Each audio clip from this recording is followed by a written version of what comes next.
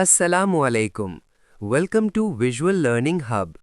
आज जो हम स्टडी करेंगे ये जनरल साइंस पेडागोजी का थर्ड सेमेस्टर का टॉपिक है, law of conservation of mass and energy. तो चलिए स्टार्ट करते हैं। तो आइए आज तवानाई के एक बड़े ही दिलचस्प सफर पर चलते हैं। नहीं, ये कोई बोरिंग साइंस का लेक्चर नहीं होने वाला, बल्कि हम मिलकर ये खोज लगाएंगे कि आखिर ये हरारत यानी हीट एक जगह से दूसरी जगह पहुंचती कैसे है। अच्छा, चलें इस सफर को एक सवाल से शुरू करते हैं। क्या कभी सोचा है कि हरारत बगैर किसी चीज को छुए भी सफर कर सकती है? यही वो मजे की पहेली है जिसे हम आज समझने वाले हैं। देखें, टीचर्स के लिए सबसे बड़ा चैलेंज यही होता है कि वो एनर्जी ट्रांसफर जैसे मौजू को सिर्फ किताबों तक महदूद न रखें। असल मकसद तो ये है कि स्टूडेंट्स इस पूरे सफर को खुद महसूस करें, सिर्फ रट्टा ना लगाएं। तो सवाल यह है कि ऐसा कैसे किया जाए? इसके लिए एक बड़ा ज़बरदस्त टीचिंग का सुपर फॉर्मूला है, एक ऐसा तरीका जो किसी भी मुश्किल से मुश्किल सबक को एक एडवेंचर बना सकता है।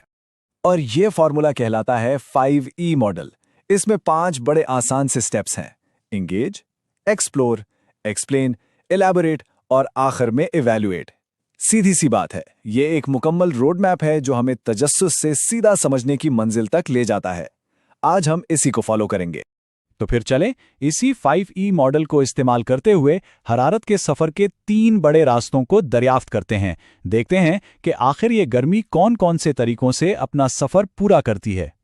अच्छा, तो सबसे पहला रास्ता है कंडक्शन या इसाल। इसे आप छूने का सफर भी कह सकते हैं।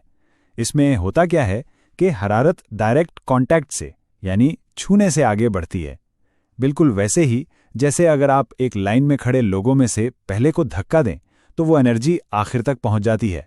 आप जरा क्लासरूम का माहौल सोचें। टीचर एक लोहे की रॉड का सिर्फ एक कोना गर्म करता है और फिर स्टूडेंट से पूछता है कि भाई आग तो सिर्फ एक तरफ थी, तो ये दूसरा सिरा कैसे गर्म हो गया? यही वो मोमेंट है जहां से असल खोज शुरू होती है। और इस सवाल का जवाब किसी किताब में नहीं बल्कि एक छोटे से तजुर्बे में है। जब स्टूडेंट्स खुद एहतियात से इस रॉड के दूसरे सिरे को छूते हैं और वो गर्मी अपने हाथ पर महसूस करते हैं, तो कंडक्शन का जो कॉन्सेप्ट है ना, वो एकदम से किताबी बात नहीं रहता बल्कि एक हकीकत बन जाता है।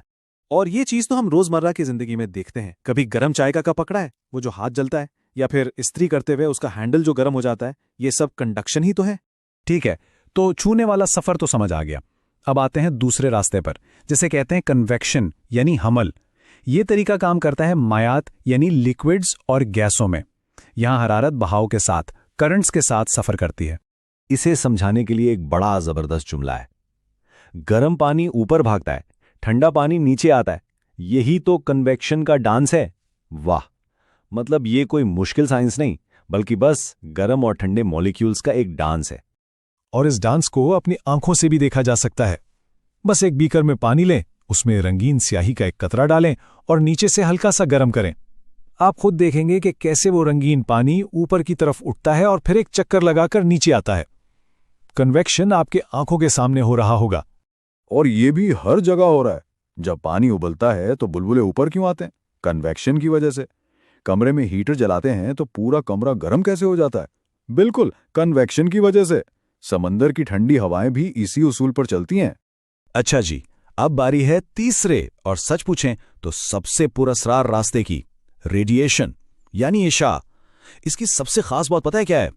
इसे सफर करने के लिए किसी भी चीज की जरूरत नहीं होती, ना हवा, ना पानी, ना कोई ठोस चीज, कुछ भी नहीं। तो फिर वो बड़ा सवाल याद है जो हमने शुरू में पूछा था कि सूरज और हमारे बीच तो मीलों का खला है, स्पेस है, तो फिर सूरज की इतनी शदीद गर्मी हम तक पहुंचती कैसे है? उसका जवाब है लहरों की शक्ल में। रेडिएशन में हरारत वेव्स की तरह सफर करती है। जब हम धूप में खड़े होते हैं या सर्दियों में आग के पास बैठते हैं और दूर से ही उसकी तपिश महसूस होती है, वो असल में रेडिएशन ही होती है जो हम तक पहुंच रही होती है। तो चलें जल्दी से तीनों को एक साथ देखते हैं। कंडक्शन को छूने की जरूरत है, कन्वेक्शन को बहाव यानी फ्लूइड की जरूरत है, और रेडिएशन उसे किसी भी चीज की जरूरत नहीं। बस यही इन तीनों का सबसे बड़ा फर्क है। तो अब हम इस सफर के आखिर में हैं और आपने देखा होगा कि यह तरीका सिर्फ साइंस के फैक्ट्स रटने का नाम नहीं, ये इससे बहुत आगे की चीज है। इस पूरे सफर का जो निचोड़ है ना, वो इस एक बात में छुपा है। जब कोई स्टूडेंट खुद अपने हाथ पर चम्मच को गर्म होते हुए महसूस करता है जब वो अपनी आंखों से पानी को घूमता देखता है और जब वो सूरज की गर्मी को अपने चेहरे पर महसूस करता है, बस वही वो लम्हा है जब साइंस किताबों से निकलकर जिंदगी का हिस्सा बन जाती है। असल इम्तिहान तो जाती समझबूझ की वो चिंगारी है। असल कामयाबी वो अच्छा तो ये ऐसे होता है वाला मोमेंट है, जब कोई कॉन्सेप्ट हमेशा के लिए आपके जहन का हिस्सा बन जाए।